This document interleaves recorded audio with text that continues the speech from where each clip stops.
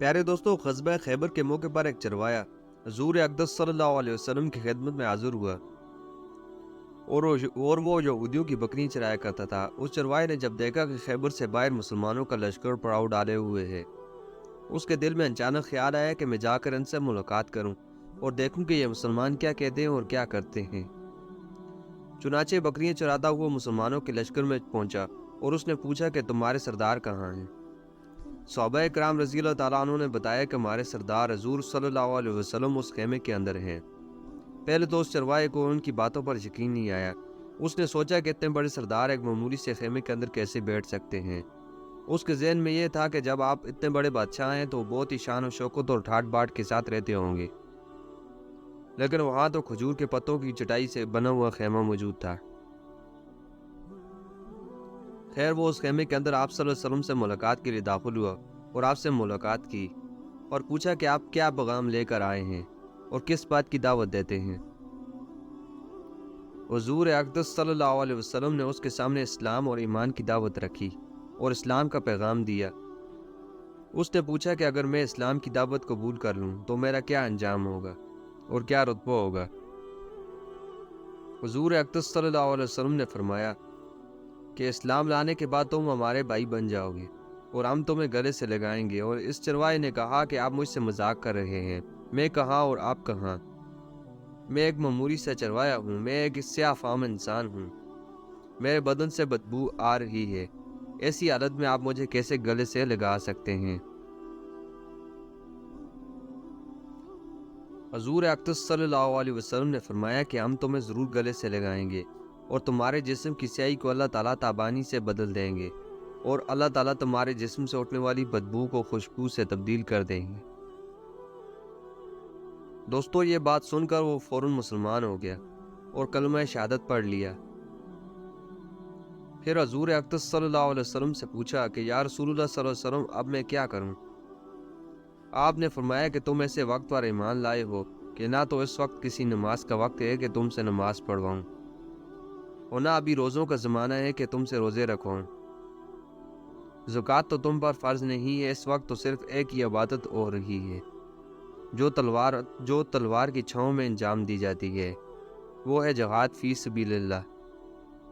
उस चरवाहे ने कहा, या रसूलुल्लाह सल्लल्लाहु अलैहि वसल्लम, मैं इस जिहाद में शामिल हो जाता हूँ, लेकिन जो शख्स जिहाद में शामिल होता है उसके लिए दो में से एक सूरत होती है, गाजी या शहीद।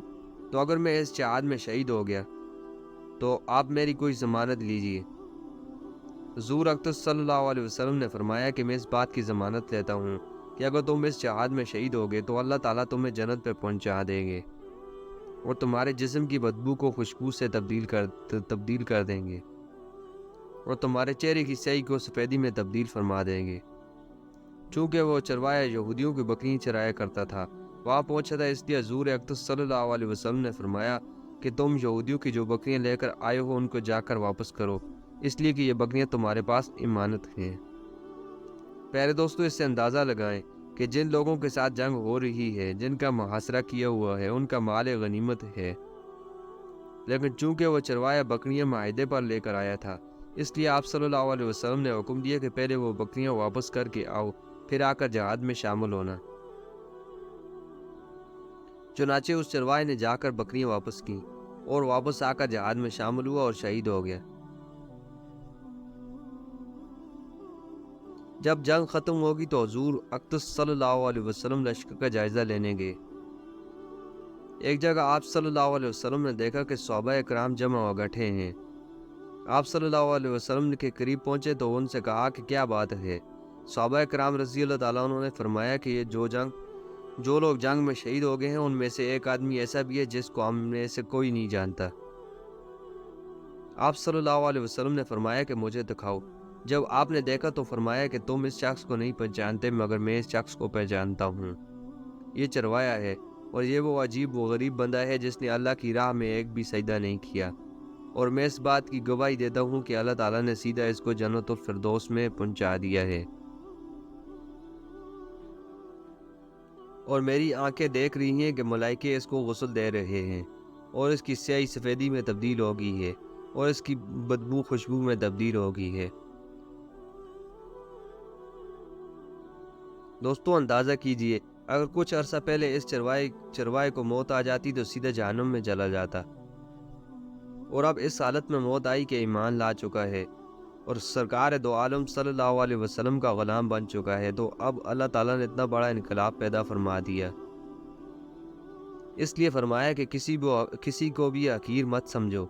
انبیاء علیہ السلام کا اخلاق یہ رہا ہے کہ کبھی گالی کا جواب بھی گالی سے نہیں دیا، حالانکہ شریعت نے اس کی اجازت دی ہے کہ جتنا ظلم تم پر کیا جائے تم بھی اتنا بدلہ لے سکتے ہو، لیکن انبیاء علیہ السلام نے کبھی گالی کا بدلہ گالی سے نہیں دیا۔ دعا ہے کہ اللہ تعالیٰ ہمیں سمجھ عطا فرمائے، آمین ثم آمین۔ پیارے دوستوں اگر ویڈیو اچھی لگی تو ویڈیو کو لائک کر دینا، اور ہمارے چینل پہ ہیں تو پلیز چینل کو سبسکرائب کر دیں تاکہ ایسی اور ویڈیو آپ کو ملتی رہیں۔ شکریہ۔